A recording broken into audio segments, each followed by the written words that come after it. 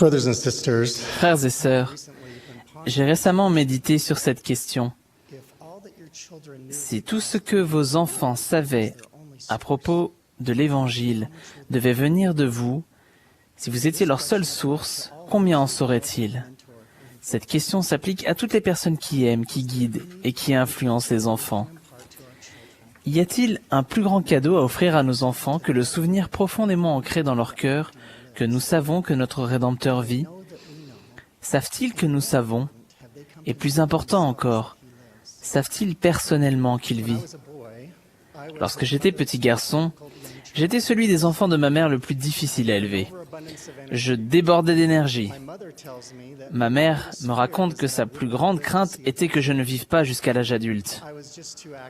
J'étais tout simplement trop actif.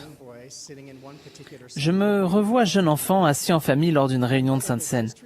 Ma mère venait de recevoir un nouveau jeu d'écriture.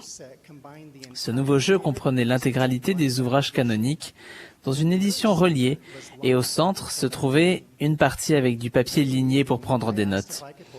Au cours de cette réunion, j'ai demandé à ma mère si je pouvais avoir son jeu d'écriture. Avec l'espoir que cela me porterait à la révérence, elle me l'a fait passer au bout du banc. Tandis que je le parcourais, j'ai remarqué qu'elle avait inscrit un but personnel dans la section des notes. Pour vous mettre dans le contexte, je dois vous dire que je suis le second d'une fratrie de 6 et que je m'appelle Brett. Ma mère avait écrit en rouge un seul et unique objectif. Patience avec Brett. Comme preuve supplémentaire qui vous aidera à comprendre le défi que mes parents ont dû relever en élevant leurs enfants, je vais vous parler un peu de notre étude des Écritures en famille. Chaque matin, ma mère nous lisait le livre de Mormon pendant le petit déjeuner. Pendant ce temps, mon frère aîné, Dave, et moi étions assis silencieux mais irrévérencieux. Pour être complètement honnête, nous n'écoutions pas.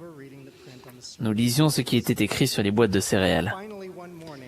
Finalement, un matin, j'ai décidé de mettre les choses au clair avec ma mère. Je me suis exclamé « Maman, pourquoi est-ce que tu nous fais ça? Pourquoi est-ce que tu nous lis le livre de Mormon tous les matins ?» Puis j'ai fait une déclaration que je suis gêné d'avouer. En fait, je n'arrive pas à croire que j'ai pu dire cela. Je lui ai dit « Maman, je n'écoute pas. » Sa réponse aimante a été un tournant dans ma vie.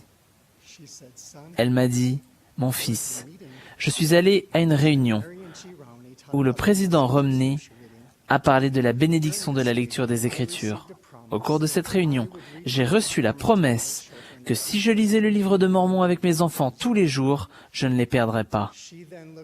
Puis, elle m'a regardé droit dans les yeux et avec une détermination absolue m'a dit « Et je ne te perdrai pas. » Ces mots ont transpercé mon cœur. Malgré mes imperfections, je valais la peine d'être sauvé. Elle m'a enseigné la vérité éternelle que je suis le fils d'un Père céleste aimant. J'ai appris que quelles que soient les circonstances, j'en valais la peine. Cela a été un moment parfait pour le jeune garçon imparfait que j'étais.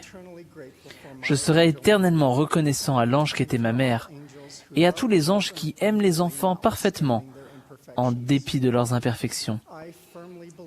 Je crois fermement que toutes les sœurs, je les appellerai des anges, sont des mères en Sion, qu'elles soient mariées ou non, ou qu'elles aient des enfants ou non durant cette existence terrestre.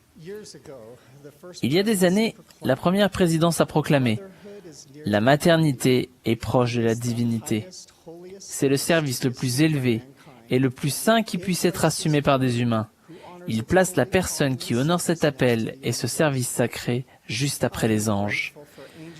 Je suis reconnaissant aux anges au sein de l'Église qui proclament avec hardiesse et tendresse la vérité éternelle aux enfants de notre Père céleste. Je suis reconnaissant du don qu'est le livre de Mormon. Je sais qu'il est vrai. Il contient la plénitude de l'Évangile éternel. Je n'ai connaissance de personne qui, en lisant le livre de Mormon diligemment chaque jour, avec une intention réelle et la foi au Christ, ait perdu son témoignage et s'est égaré. La promesse du prophète Moroni comporte la clé de la connaissance de toutes choses, y compris la capacité de discerner et d'éviter les tromperies de l'adversaire. Je suis également reconnaissant envers notre Père Céleste aimant et son Fils Jésus-Christ. Le Sauveur a donné l'exemple parfait de la manière de vivre dans un monde imparfait et injuste. Nous l'aimons parce qu'il nous a aimés le premier. Son amour pour nous est incommensurable. Il est notre plus sûr ami. Pour vous et moi, sa sueur est devenue comme des grumeaux de sang. Pour vous, ainsi que pour moi. Il a pardonné celui qui semble impardonnable. Il a aimé le mal-aimé. Il a fait ce qu'aucun mortel ne pouvait faire. Il a offert une expiation pour surmonter les transgressions, les douleurs et les maladies de toute l'humanité. Grâce à l'expiation de Jésus-Christ, nous pouvons vivre avec la promesse que, quelles que soient nos difficultés, nous pouvons toujours garder l'espérance en lui, qui est puissant à sauver. Grâce à son expiation, nous pouvons avoir la joie, la paix, le bonheur et la vie éternelle. Boyke Packer a déclaré « Sauf pour les rares personnes qui suivent les voies de la perdition, il n'y a pas d'habitude, de dépendance, de rébellion, de transgression, d'apostasie, de délit, qui ne puissent être complètement pardonnés comme cela a été promis. C'est la promesse du sacrifice expiatoire du Christ. » L'un des événements les plus incroyables de l'histoire de l'humanité est le ministère du Sauveur parmi les anciens habitants de l'Amérique. Visualisez dans votre esprit comment cela aurait été d'être là. En méditant sur son amour et ses tendres soins pour ce groupe de saints rassemblés au temple, j'ai réfléchi aux enfants que j'aime plus que ma propre vie. J'ai essayé d'imaginer ce que j'aurais éprouvé si nos petits avaient été là, si j'avais été personnellement témoin du moment où le Sauveur a invité chaque enfant à venir à lui, si je l'avais vu les bras tendus, et si je m'étais tenu là, tandis que chaque enfant, un par un,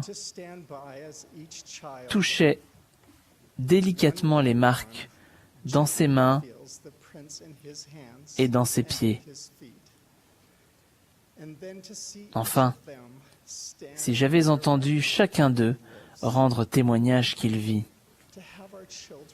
entendre nos enfants se retourner et dire « Maman, papa, c'est lui ». Je ne sais pas s'il y a quelque chose au monde qui pourrait nous apporter davantage de bonheur et de joie que de savoir que nos enfants connaissent le Sauveur, de savoir qu'ils savent vers quelle source ils peuvent se tourner pour obtenir la rémission de leurs péchés. C'est la raison pour laquelle, en tant que membres de l'Église, nous prêchons le Christ et nous témoignons du Christ. C'est pour cette raison que nous prions avec nos enfants chaque jour. C'est pour cette raison que nous lisons les Écritures avec eux chaque jour. C'est pour cette raison que nous leur enseignons à servir les autres, de façon à ce qu'ils puissent obtenir la bénédiction de se trouver en se perdant au service des autres. En nous consacrant à ces principes simples qui font de nous des disciples, nous armons nos enfants de l'amour du Sauveur, ainsi que de la direction et de la protection divine pour les moments où ils devront faire face au vent furieux de l'adversaire. L'Évangile a véritablement pour sujet chaque individu. Il a pour sujet une brebis perdue. Il a pour sujet une Samaritaine à un puits. Il a pour sujet un fils prodigue. Il a pour sujet un petit garçon qui dira peut-être qu'il n'écoute pas. Il a pour sujet chacun de nous, quelque imparfait que nous soyons, devenant un avec le Sauveur, tout comme il est un avec son Père.